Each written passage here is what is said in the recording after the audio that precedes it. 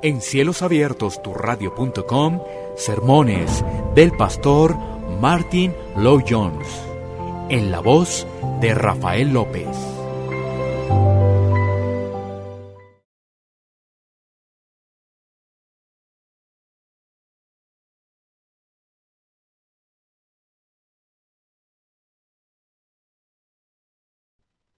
Impureza doctrinal. E Isaac se fue de allí, y acampó en el valle de Gerar, y habitó allí. Y volvió a abrir Isaac los pozos de agua que habían abierto en los días de Abraham su padre, y que los filisteos habían cegado después de la muerte de Abraham, y los llamó por los nombres que su padre los había llamado. Génesis 26, 17 al 18. Hemos estado considerando que la tarea urgente de la Iglesia, si es que está genuina y verdaderamente interesada en un avivamiento, es deshacerse de la basura y la tierra que los filisteos han echado a los pozos y que han tapado el suministro de agua.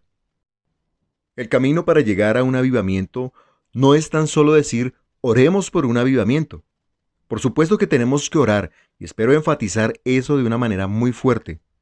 Pero lo que estoy diciendo es que hay algo que tenemos que hacer antes de orar. Hay ciertas condiciones preliminares conectadas con la oración. Ponernos de rodillas y pronunciar palabras no es necesariamente orar. La Biblia, de principio a fin, deja muy claro que solamente nos podemos acercar a Dios de ciertas maneras y con ciertas condiciones. Y si no observamos esas condiciones, no estaremos orando y nuestros ejercicios de oración no tendrán ningún valor. Permítanme decirlo de esta manera. Decimos que nuestra necesidad es un derramamiento del Espíritu de Dios, pero claramente y por definición, el Espíritu de Dios solamente puede honrar y derramarse sobre su propia verdad. El Espíritu Santo no puede honrar una mentira, no puede honrar una negación de la verdad. El Espíritu que se derrama en un avivamiento es el mismo que guió a los hombres a escribir los libros de la Biblia. Él ha dado la verdad y salvaguardó de una manera inefable el proceso de ponerla por escrito. Esta es la verdad del Espíritu. Así que si queremos la bendición del Espíritu, claramente tenemos que asegurarnos que nuestra posición sea conforme a esta verdad. Y no tenemos derecho de pedir esta bendición a menos que observemos las condiciones que Él mismo ha puesto. Por eso es que digo que la primera tarea es deshacernos de la basura de los filisteos. Es un proceso doloroso. Admito abiertamente que preferiría no tener que hacerlo. Sería mucho más sencillo decir, oremos y organizar reuniones de oración. Pero si creemos de verdad en la Biblia, no podemos hacer eso.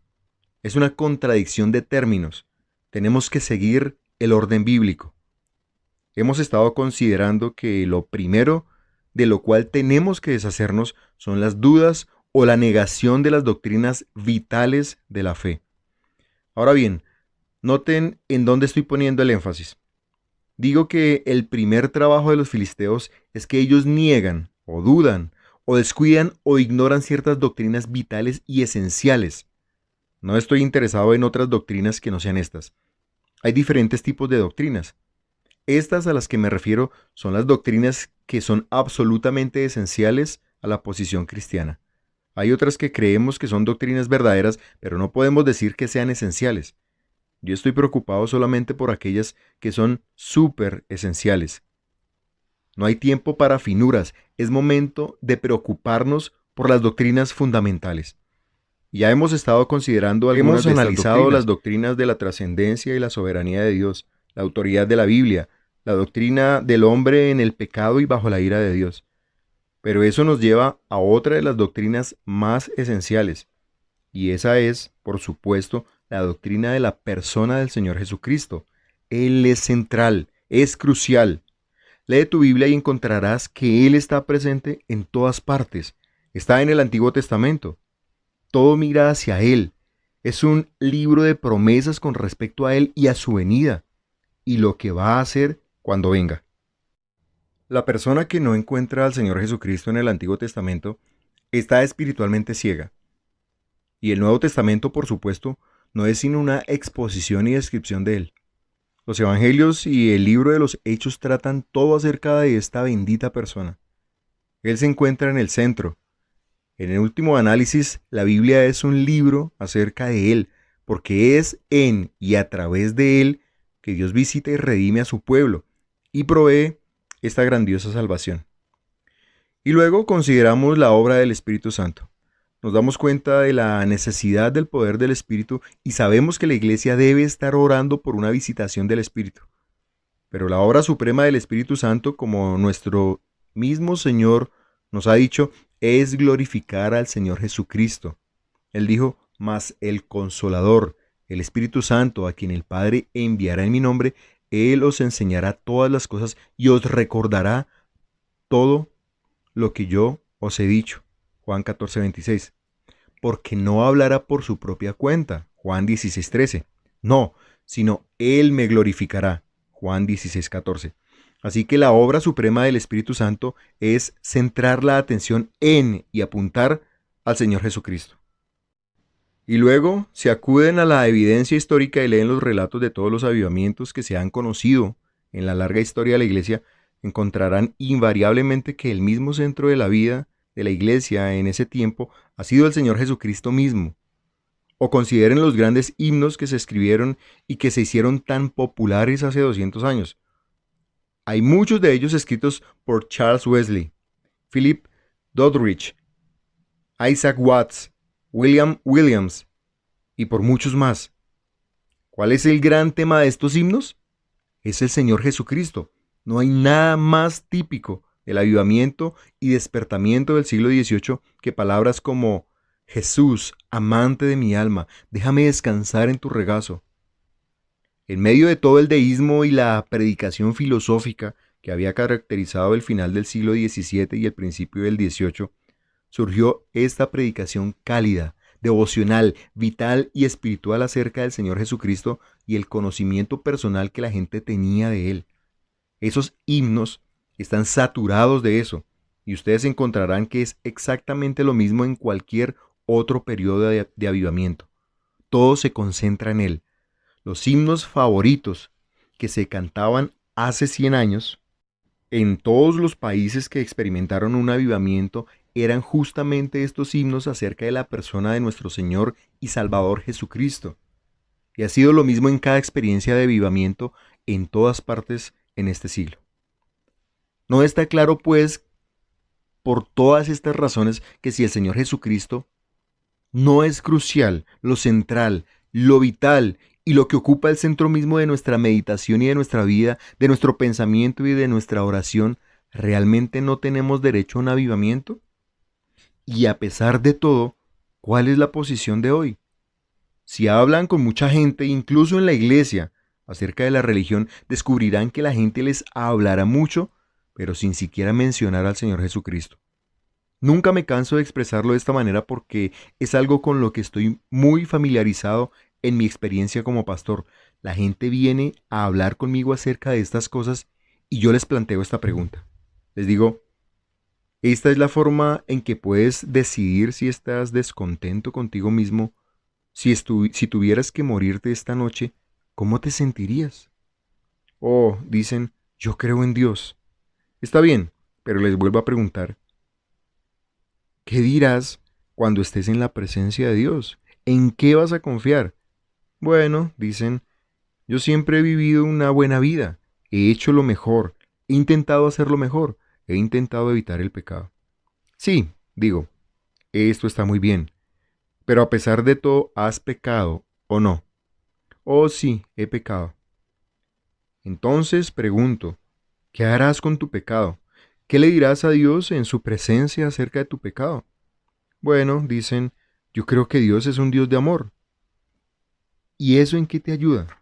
Bueno, dicen, yo creo que si reconozco mi pecado delante de Dios y después le pido que me perdone, sí me perdona, y en eso estoy confiando.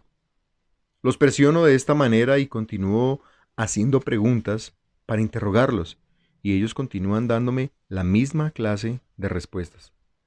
Lo que quiero recalcar es que ellos ni siquiera mencionan el nombre del Señor Jesucristo. Ellos creen en el perdón y ven que lo necesitan, lo quieren, pero parece que piensan que pueden obtener el perdón de Dios aparte del Señor Jesucristo. No ven para nada el significado de la comunión del pan y el vino, el significado de su muerte, de su sangre derramada. No parecen entender eso. Se imaginan que pueden ir a Dios directamente sin el Señor Jesucristo. Hay mucho del así llamado cristianismo que carece del todo de Cristo. No se les viene al pensamiento. Parece que Él no es absolutamente vital al grado que si lo borráramos de la historia, estas personas estarían exactamente en la misma posición. Parece que viven al mismo nivel de los santos del Antiguo Testamento. Y ni siquiera en ese tiempo, porque esos santos estaban esperando la venida del Mesías, mientras que estas personas parecen que no ven ninguna necesidad de Él. Claramente, este es el trabajo de los filisteos. Cualquier cosa que de alguna manera oculta al Señor Jesucristo, cualquier cosa que de alguna manera lo quita del centro y lo coloca en alguna otra parte, es el trabajo de los filisteos. Y los filisteos han estado súper ocupados y activos durante este siglo en especial. Hay ciertas cosas de Jesús, mis queridos amigos, acerca de las cuales no debe haber ninguna discusión. Y lo primero es su deidad singular, su eternidad. Lean aquellas descripciones que el apóstol Pablo da de él en Colosenses 1. Cristo es antes de todas las cosas en él subsisten, él es eterno, coeterno con el Padre. No debe haber ninguna discusión acerca de esto. No hay tiempo que perder con gente que niega la deidad singular del Señor Jesucristo, su eternidad, su igualdad con Dios, su encarnación y la bendita verdad de las dos naturalezas en su única persona. Regresen a cada periodo de avivamiento y no hay ninguna disputa acerca de eso. Esto es en lo que ellos se gloriaban. Esto era lo que le daba sentido a su vida y para mí estas cosas son absolutamente esenciales. Simplemente no entiendo al hombre que puede decir que cree en él y sin embargo no cree en el nacimiento virginal o en sus milagros y no cree en su resurrección literal y física. El apóstol Pablo no discute acerca de esto. Solo dice, y si Cristo no resucitó, vana es entonces nuestra predicación, vana es también vuestra fe. Aún estáis en vuestros pecados. 1 Corintios 15, 14 y 17. Ahora bien, esa es la traducción literal de lo que Pablo estaba hablando en 1 Corintios 15. No está meramente arguyendo que aunque esté muerto todavía nos puede ayudar. No, él estaba hablando acerca de la resurrección literal y física. Y dice, si esto no es cierto, entonces todo lo que he predicado está equivocado. No obstante, hay personas que se llaman cristianas y predicadores cristianos el día de hoy que niegan la resurrección física de nuestro Señor y dicen que no importa. Yo digo que en tanto que estén en esa posición, no tienen ningún derecho a orar por un avivamiento ni a esperar uno, porque el Espíritu Santo es uno de los testigos de la resurrección. ¿Recuerdan cómo lo expresó el apóstol Pablo? Dice, y nosotros somos testigos suyos de estas cosas, y también el Espíritu Santo, el cual ha dado Dios a los que le obedecen. Hechos 5:32. El Espíritu Santo es un testigo de estas cosas, testigo de la encarnación de Cristo, de su ministerio, de su enseñanza, de sus milagros, de su muerte, de su gloriosa resurrección física y literal, testigo de su ascensión. Somos sus testigos y también el Espíritu Santo. ¿Cómo pueden entonces pedirle al Espíritu Santo que los bendiga y descienda con poder si niegan exactamente aquello de lo que Él es testigo, la misma persona y a quien vino a glorificar? Entonces, ¿de qué sirve decir oremos si no aceptamos estas cosas? Nunca alcanzaremos el agua de los pozos hasta que hayamos limpiado la basura de los filisteos. Un avivamiento es, por encima de todo lo demás, una glorificación del Señor Jesucristo, el Hijo de Dios. Es la restauración de Jesús al centro de la vida de la iglesia. En un avivamiento encuentran esta cálida y personal devoción hacia Él. Conduce a nuestros himnos, a nuestros cantos de adoración. Cristo, el centro de la vida de la iglesia. ¿No ven la necesidad de deshacerse de este trabajo de los filisteos? No hay ningún valor en un mal llamado cristianismo que no exalta a Cristo, que no vive para Él y que no vive para dar testimonio de Él. Por eso, a su vez, me lleva a su obra. Su persona primero, sí, pero ahora su obra. ¿Qué quiero decir por obra? Bueno, particularmente quiero enfatizar su expiación, su muerte en la cruz, su cuerpo partido y su sangre derramada. Una vez más, les cito los puros hechos que pueden corroborar por ustedes mismos.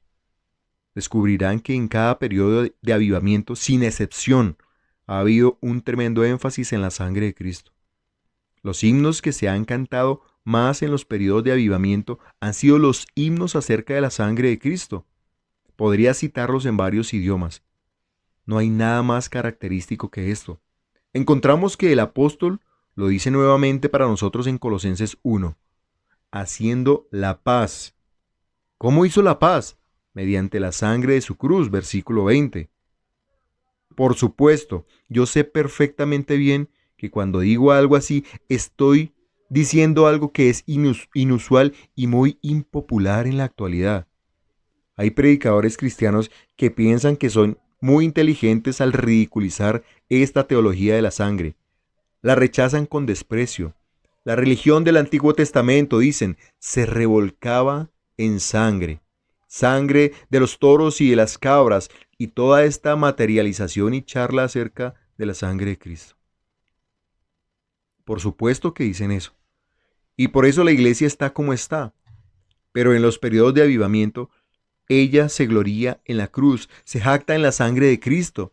Porque como el autor de la epístola a los hebreos lo pone, solamente hay un camino por el cual podemos entrar con confianza al lugar santísimo, y ese camino es la sangre de Jesús, Hebreos 10:19. Esto es lo que el Espíritu Santo honra. De esto da testimonio, de que el Hijo de Dios vino a este mundo y fue hecho un poco inferior a los ángeles. ¿Por qué? Para que por medio del sufrimiento de la muerte gustase la muerte por todos. El centro, el meollo y el corazón del Evangelio cristiano es este, a quien Dios puso como propiciación por medio de la fe en su sangre, Romanos 3:25, a fin de que Él sea el justo y el que justifica al que es de la fe en Jesús, Romanos 3:26, en quien tenemos redención por su sangre, el perdón de pecados, Efesios 1:7, y sin derramamiento de sangre no se hace remisión, Hebreos 9:22. El mero corazón de nuestro evangelio es que Dios, al que no conoció pecado por nosotros, lo hizo pecado para que nosotros fuésemos hechos justicia de Dios en él. Segunda a los Corintios 5:21. Escuchen lo que al predicador más grande que la iglesia ha conocido le gustaba decir acerca de sí mismo. Pero lejos esté de mí gloriarme, sino en la cruz de nuestro Señor Jesucristo, porque en el mundo me es crucificado a mí y yo al mundo. Gálatas 6:14. Esa es la cosa en que se jacta y se gloría. Después otra vez dice a los Corintios, pues me propuse no saber entre vosotros cosa alguna, sino a Jesucristo y a este crucificado. Primera a los Corintios 2:2. Y a pesar de todo eso, los hombres dicen que su muerte en la cruz fue solo un accidente, o solo la muerte de un pacifista o algo así. Ellos no ven su centralidad, no ven que fue por morir en la cruz que obtuvo nuestra salvación, que Dios cargó en él la iniquidad de todos nosotros en la cruz, y que por eso estamos perdonados y somos libres. Ah, dicen, es mecánico, está casi comercializado. Están haciendo de esto algo que es casi material, es solo una gran exhibición del amor de Dios. Pero no lo es. La cruz es el punto en que el Dios Santo, eterno y eternamente justo y recto está abriendo el camino de salvación al castigar nuestros pecados en su unigénito y bien amado Hijo. No veo esperanza de un avivamiento mientras los hombres y las mujeres sigan negando la sangre de la cruz y se estén burlando de lo que debe ser nuestra gloria. La cruz excelsa al contemplar do Cristo allí por mí murió. De todo cuanto estimo aquí, lo más precioso es su amor. ¿En qué me gloriaré, Señor, sino en tu sacrosanta cruz? lo que más pueda ambicionar, ofrezco a ti, Señor Jesús. Ellos han tirado desperdicios, tierra y toda la basura sobre este hecho bendito de la muerte y la sangre de Cristo en la cruz, y no sorprende que la iglesia esté como esté. No sorprende que el mundo esté como esté cuando nuestro mensaje central está siendo escondido. ¿Qué nos queda? No hay esperanza sino hasta que nos deshagamos de este trabajo de los filisteos. Limpiemos la basura que está ocultando la verdad más preciosa de todos. Y eso a su vez me lleva a la siguiente doctrina, que es la persona y la obra del Espíritu Santo. Esta es de muchas maneras la más práctica de todas las doctrinas con las que he estado tratando. Y es aquí donde me siento compelido a decir cosas que no solamente se aplican a las personas que hasta ahora han estado principalmente en nuestras mentes, aquellos que niegan la autoridad de la Escritura y que rechazan la doctrina del pecado y de la expiación. Aquí, me parece, vamos a tener que decir cosas de las que los evangélicos son todos culpables por igual. Por tanto, digo esto con profundo pesar. Pero si estamos preocupados por un avivamiento, tenemos que decirlo. Los filisteos siempre han estado interesados en ocultar la persona y la obra del Espíritu Santo. O si lo prefieren, ellos han sido culpables de varias maneras en apagar el Espíritu. ¿Cómo hacen esto? Bueno, aquí les doy algunas maneras. Una es olvidarlo e ignorarlo del todo. Y hay mucha gente que hace eso. Por supuesto que si les preguntan, ellos dicen que sí creen en él, pero en la práctica lo olvidan completamente. Todavía hay otras maneras. Hay otros que, aunque no lo olvidan, lo consideran solamente como una influencia. Ellos no creen en él como una persona. O dicen, hay una influencia del Espíritu de Dios, pero no hablan acerca de la persona del Espíritu Santo, y eso tiene que entristecerlo terriblemente. Nuestro Señor habla acerca de enviar al Espíritu, hablando de Él como una persona. Dice, y yo rogaré al Padre y os dará otro consolador. No os dejaré huérfanos. Él os guiará a toda la verdad. Jesús habla de Él como una persona. Sí, somos trinitarios, creemos en Dios el Padre, el Hijo y el Espíritu Santo. ¿Y cómo esperamos que nos visite y nos bendiga si hablamos de Él como de una cosa? ¿Les gustaría que hablen de ustedes como si fueran una cosa? ¿Les gustaría que piensen de ustedes solo como una operación o un poder? Por supuesto que no les gustaría. No hay nada más insultante para una persona que poner en duda su personalidad, tratándola como un objeto. Y eso es lo que los hombres y mujeres hacen con el Espíritu Santo. Están hablando de Él como de una cosa, como una influencia. No, Él es una persona bendita. O permítanme decirlo de esta manera. No se le ha dado el lugar que se indica en la enseñanza de nuestro Señor en el Evangelio de Juan 14 y 16. Lean esos capítulos otra vez. El Señor no solamente habla del Espíritu Santo como un Él, como una persona bendita, sino que describe las funciones del Espíritu Santo. Nos dice lo que el Espíritu Santo va a hacer, cómo es que está a nuestro lado, cómo nos habla, cómo nos motiva, cómo nos lleva a la verdad y nos da a conocer la verdad, cómo nos ilumina y nos da entendimiento, cómo puede convencer al mundo de pecado, de justicia y de juicio. El ministerio del Espíritu Santo. Algunos han sugerido que el libro que llamamos los Hechos de los Apóstoles debería llamarse el libro de los Hechos del Espíritu Santo, y eso es verdad de muchas maneras. Pero tenemos que avanzar, por supuesto, hacia lo que es el punto más crucial de todos en conexión con la doctrina de la persona y la obra del Espíritu Santo en esta materia. Y esa es la cuestión de los derramamientos del Espíritu Santo, o si lo prefieren, los bautismos del Espíritu Santo. Este es obviamente el punto crucial con respecto a toda esta cuestión del avivamiento, porque por definición un avivamiento es un derramamiento del Espíritu de Dios. El Espíritu de Dios viniendo con poder sobre una persona o un grupo de personas al mismo tiempo. Lean las historias de los avivamientos y eso es lo que descubrirán. Pero ahora el trabajo de los filisteos, por supuesto, consiste en negarlo y ponerlo en duda, y está siendo hecho por muchas personas de muchas maneras. Algunos dudan de esta doctrina bíblica simplemente rechazándola como histeria. Dicen, lo que ustedes llaman avivamientos no es más que una histeria colectiva. Gente sencilla que se pone histérica. Como ven, por eso es que se oyen relatos ahora de avivamientos, algunas veces en el Congo belga, o tal vez en ciertas islas del noreste de Escocia. no suceden en un país como este. Un avivamiento solo le pasa a la gente sencilla. Es solo una histeria colectiva. Asumo que están familiarizados con esa enseñanza. Eso es puro trabajo de los filisteos. Y hay gente que se llama cristiana que no duda en decir que los así llamados grandes avivamientos de la historia no son otra cosa sino evidencias de las emociones descontroladas de la gente, histeria colectiva. ¿Puede haber algo que entristezca más al Espíritu Santo que esto? Ellos dicen, abro comillas, ustedes saben que no debemos esperar esa clase de cosas en un país como este con gente educada y sofisticada. Eso solo pasa entre la gente primitiva, cierro comillas. No sé de otra cosa que más se acerque a la blasfemia contra el Espíritu Santo que eso. Y debo advertirles solemnemente que nuestro Señor mismo enseñó que cualquiera que dijere una palabra contra el Hijo del Hombre, es decir, contra sí mismo, será perdonado. Pero cualquiera que blasfeme, dice, en contra del Espíritu Santo, no será perdonado ni en este mundo ni en el venidero.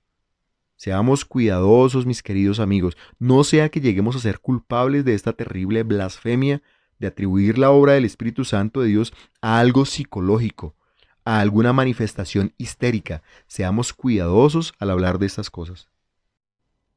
Pero también hay otros que, aunque no lo rechazan como histeria, me parece que son igualmente culpables de apagar el Espíritu porque razonan así, abro comillas.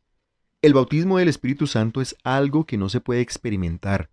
El bautismo del Espíritu Santo es lo que le sucede a cualquier hombre cuando nace de nuevo, cuando es regenerado. Así que todos estamos bautizados con el Espíritu, todos hemos recibido este bautismo, cierro comillas. Ahora bien, recuerden que ellos están hablando acerca de lo que se escribe en Hechos 2 y ellos dicen, abro comillas, sí, ese fue el bautismo del Espíritu Santo, pero ahora todos lo recibimos y es algo inconsciente. No nos percatamos de ello, nos sucede en el momento que creemos y somos regenerados. Es tan solo ese acto de Dios que nos incorpora al cuerpo de Cristo. Ese es el bautismo del Espíritu. Ahí no vale nada que oren por algún otro bautismo del Espíritu, o le pidan a Dios que derrame su Espíritu sobre la iglesia, o que bautice a la iglesia otra vez con su Espíritu Santo, un bautismo de poder. Eso no puede experimentar, no se puede experimentar. Y nos ha pasado a todos nosotros. No tenemos que pedirlo, cierro comillas. O argumentan de otra manera. Se enseña que lo que sucedió en el día de Pentecostés sucedió una vez y para siempre, que no se puede repetir, y por tanto es incorrecto que nosotros oremos para que el Espíritu Santo sea derramado. Ellos dicen, abro comillas, Dios en el día de Pentecostés sí derramó su Espíritu sobre la iglesia, y el Espíritu Santo ha estado en la iglesia desde entonces. Así que, cierro comilla, ellos enseñan, entre comillas, en realidad está mal orar por un derramamiento del Espíritu de Dios. No sorprende que como esa clase de predicación ha ganado terreno, la gente ya ha dejado de orar por un avivamiento y la iglesia está como está hoy debido a eso. Además hay otros, me parece, que son culpables de lo mismo de esta manera. Ellos hablan de estar llenos del Espíritu. Dicen, en eso debes concentrarte. Todo lo que se demanda de los cristianos y de los miembros de la iglesia, sin lugar a dudas, es que deban salir llenos del Espíritu. Y en la medida en que estén llenos del Espíritu, ¿qué más es necesario? Ellos también dicen, abro comillas, no hay necesidad de orar por estos bautismos o visitaciones de las que ustedes hablan. ¿Por qué mejor no decirle a la gente que se vayan llenos del Espíritu? Cierro comillas. Y es así, como ven, que hemos llegado a una posición donde todo lo que se necesita es evangelizar, por un lado, y después enseñar a los convertidos acerca de la importancia de irse llenos del Espíritu. Y en tanto hagamos estas dos cosas, no necesitamos nada más. Y quiero sugerir, con toda la seriedad posible, que esa es la principal causa de por qué mucha gente no ha estado orando por un avivamiento. Ellos simplemente no ven la necesidad de eso. Nunca piensan en términos del Espíritu viniendo súbitamente sobre la iglesia, por ejemplo, como lo hizo no solamente en el día de Pentecostés, sino también al siguiente día. Encontrarán registrado eso en Hechos 4. Allí estaban todos los miembros de la iglesia reunidos. Estaban orando a Dios y se nos dice que repentinamente, mientras estaban orando, el Espíritu Santo descendió sobre ellos y las paredes del edificio en que estaban reunidos fueron sacudidas. Hubo también otro bautismo, un derramamiento del Espíritu en la casa de Cornelio, y volvió a suceder en otros lugares. Pero todo eso es descartado, es olvidado. La creencia de ahora es que no necesitamos esa clase de cosa. Evangelicen y después impartan esta otra enseñanza acerca de estar llenos del Espíritu, y ya no queda lugar para un derramamiento del Espíritu. No debemos esperarlo y ya no sucede. Por último, hay un patético grupo de personas y, en un sentido, son los más patéticos de todos, que dicen que no solamente no debemos orar por una visitación del Espíritu como esta, sino que no debemos orar para nada por un avivamiento. Su argumento va más o menos así. Abro comillas, nos encontramos en los últimos días. La venida de Cristo está cerca. El Espíritu Santo ha sido quitado. Y si Dios ha quitado el Espíritu Santo, ¿qué derecho tenemos de orar por una venida y un derramamiento del Espíritu? La profecía debería dejarnos perfectamente claro que nunca puede haber otro avivamiento porque Cristo ya viene. Y además tan rápidamente que no hay tiempo para un avivamiento. Así que ni siquiera debemos orar por él. Cierro comillas. Ahora bien, yo diría que esta clase de objeción es la más patética de todas porque todo el argumento está basado en un intento de interpretar un solo capítulo en las Escrituras. Segunda a los Tesalonicenses 2. Está basado en la suposición que ellos creen y enseñan que es la única posible explicación de ese capítulo. Y en base a la explicación y a la exposición más dudosa que se pueda concebir de un pasaje extremadamente difícil y dudoso, tales personas afirman y se imaginan que están siendo muy escriturales solamente por decirlo, que por tanto no debemos orar, en definitiva, por un avivamiento. Ellos han fijado los tiempos y las sazones. ¿Se dan cuenta? Las Escrituras nos dicen que ni siquiera el Señor Jesucristo sabía el día de su segunda venida, sino solamente Dios. Pero estas personas han llegado al día exacto y están tan seguros de ello que dicen que no tenemos que orar por un avivamiento porque el Espíritu Santo está siendo quitado. Tales personas, me parece, son culpables de este terrible pecado de apagar al Espíritu y en parte son responsables, por tanto, de la sequía espiritual y de toda la condición de la iglesia cristiana en la actualidad. En otras palabras, les diría que lo que tantísimos están poniendo en duda, negando e ignorando, es lo que yo llamaría la acción directa e inmediata del Espíritu Santo. Ellos dicen que el Espíritu solamente actúa a través de la palabra y que no tenemos que esperar nada del Espíritu aparte de lo que nos viene inmediatamente a través de la palabra. Y de esa manera me parece que ellos están apagando al Espíritu porque yo leo en Hechos 13 que el Espíritu Santo dijo a la iglesia de Antioquía, apartadme a Bernabé y a Saulo. Y leo en Hechos 15 que el concilio de Jerusalén dijo, porque ha parecido bien al Espíritu Santo y a nosotros. Leo en Hechos 16 que Pablo tenía muchas ganas de predicar el Evangelio en Asia, pero el Espíritu no se los permitió. Quiso predicar en Bitinia y el Espíritu Santo se lo impidió y lo detuvo. La actividad viva y poderosa del Espíritu. El Espíritu viniendo directamente, por así decirlo, y controlando, guiando, conduciendo, dando órdenes e indicando lo que debía hacerse. El Espíritu descendiendo sobre ellos. Eso es lo que siempre sucede en un avivamiento. Pero esa es la cosa que parece haberse esfumado en las mentes de los hombres y mujeres. Al cerrar este capítulo, y permítanme darles este hecho otra vez, para mí es muy impresionante y significativo. Corroboren lo que yo les voy a decir. Estudien los muchos libros que se han escrito en este siglo sobre la doctrina del Espíritu Santo e intenten encontrar un párrafo o una sección o un capítulo sobre el avivamiento. Ahora bien, hay libros, como pueden ver, escritos sobre la persona y la obra del Espíritu Santo, pero no mencionan el avivamiento. Ellos no mencionan una visitación del Espíritu de Dios, un derramamiento del Espíritu de Dios, ni siquiera la mencionan. Les podría dar el nombre de los autores, ni una palabra sobre el avivamiento. ¿Por qué no? No hay duda de que se debe a la enseñanza que he estado describiendo. Ellos no creen más en un avivamiento. Todo lo que tienen que hacer es irse llenos del Espíritu y exhortar a toda la iglesia para que hagan eso. No piensan para nada en el Espíritu viniendo repentinamente sobre la gente, de la manera que siempre lo hace en un avivamiento haciendo sus obras maravillosas. Ahora bien, Si vieran hacia atrás y leyeran los libros que se escribieron sobre la persona y la obra del Espíritu Santo, digamos alrededor de 1860, por Smeaton y otros, por ejemplo, encontrarán secciones sobre los despertamientos y avivamientos religiosos. Ellos tratan con eso específicamente. En el pasado siempre lo hicieron, pero durante los últimos 70 u 80 años, toda esta noción de una visitación, un bautismo del Espíritu de Dios sobre la iglesia, se ha perdido.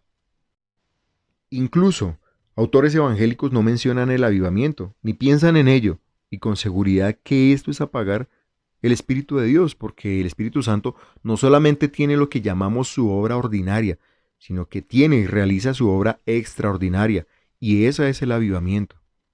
Por supuesto que tenemos que evangelizar, que tenemos que predicar acerca de estar llenos del Espíritu, sí, pero una y otra vez tenemos que clamar a Dios para que derrame su Espíritu sobre toda la iglesia. Y eso es el avivamiento, el descenso, el derramamiento del Espíritu por encima de su obra usual y ordinaria. Esta cosa sorprendente, inusual y extraordinaria que Dios, en su soberanía y gracia infinita, ha concedido a la iglesia ocasionalmente durante los largos siglos de su historia. Examinen otra vez su historia del Espíritu Santo y en el nombre de Dios sean cuidadosos, no sea que en su pulcra y arreglada doctrina estén excluyendo y dejando fuera esta cosa extraordinaria que Dios lleva a cabo periódicamente a través del Espíritu Santo, al enviarle sobre nosotros, al bautizarnos, al revivir a toda la iglesia de una manera milagrosa y sorprendente.